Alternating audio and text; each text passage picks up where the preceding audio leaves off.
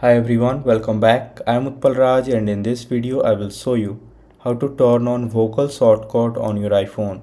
So vocal shortcut is one of the newest accessibility feature on your iPhone and it allows you to create custom spoken phrases that instantly perform a specific action without saying hey Siri. For example, you can create your own voice command to open any app. You can activate accessibility feature or perform another supported action. So to enable this option, first open Settings app on your iPhone. Now scroll down and click on Accessibility option. Then again scroll down to bottom and here click on Vocal Shortcut option. Now if this is your first time using this feature, then tap on Setup Vocal Shortcut, click on Continue option. Now follow all the on-screen instruction.